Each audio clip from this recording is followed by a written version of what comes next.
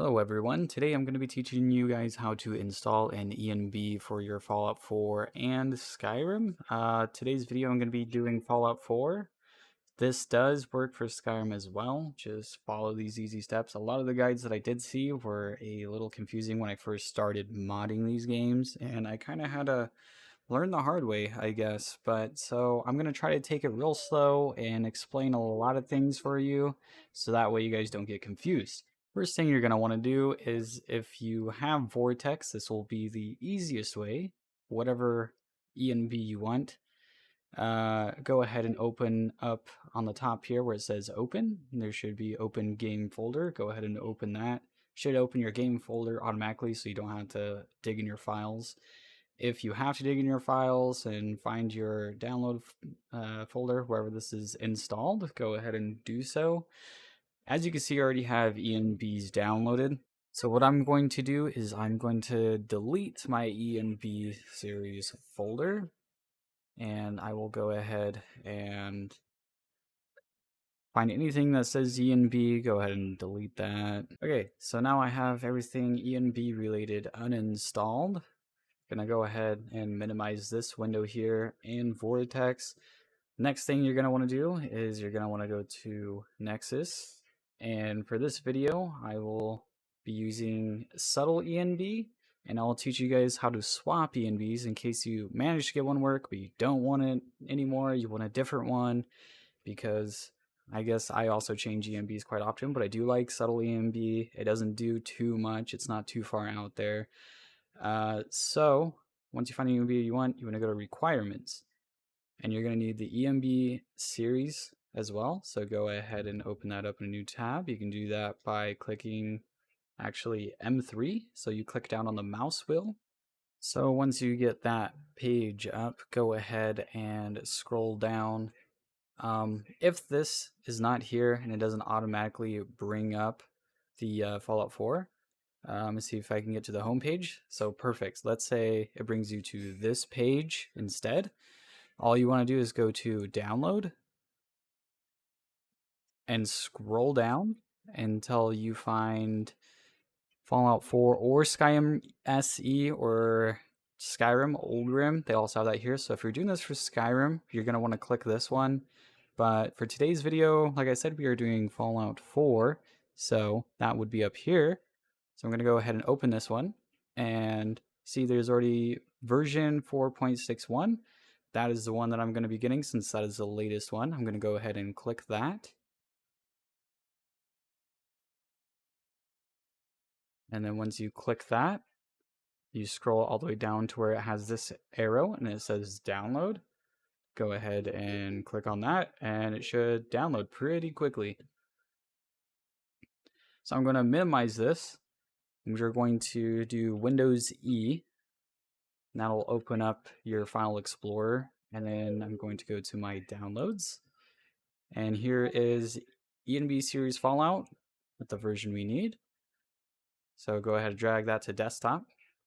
Now what I'm going to do is I'm going to open up my Fallout 4 folder, my game directory. And what I'm going to do is I'm going to right click on this zip file and extract here.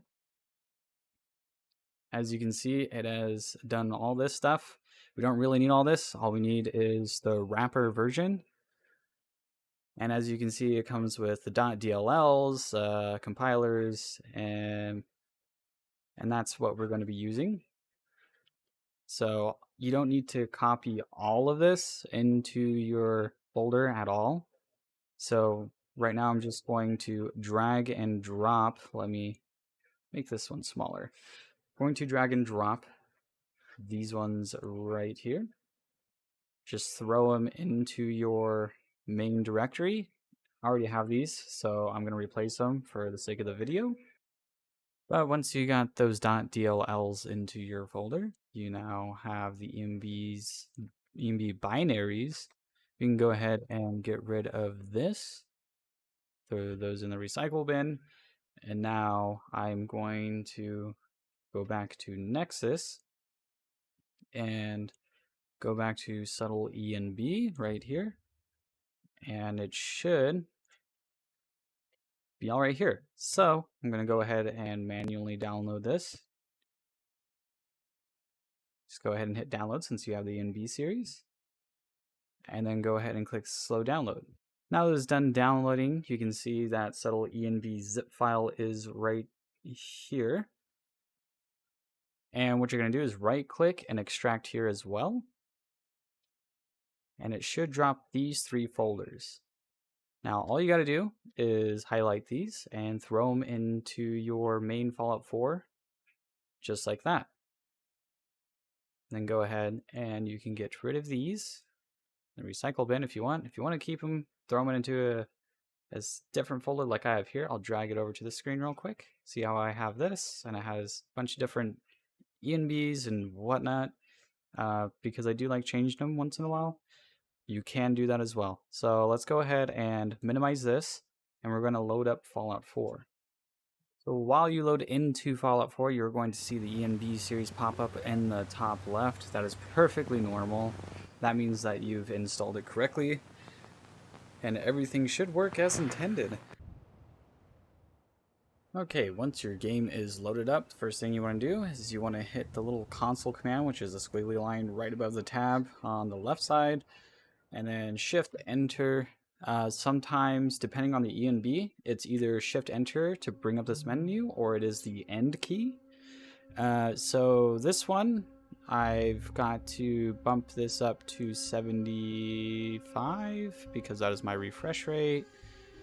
So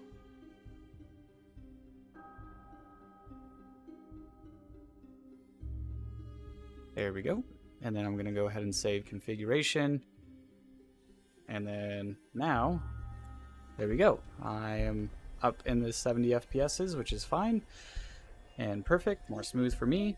But a way to make sure that this is working, under the global section here, just go ahead and tick that and untick that to make sure that's working. If it is ticked, it is on. If it is unticked, it is off. So this is ENB off. This is ENB on.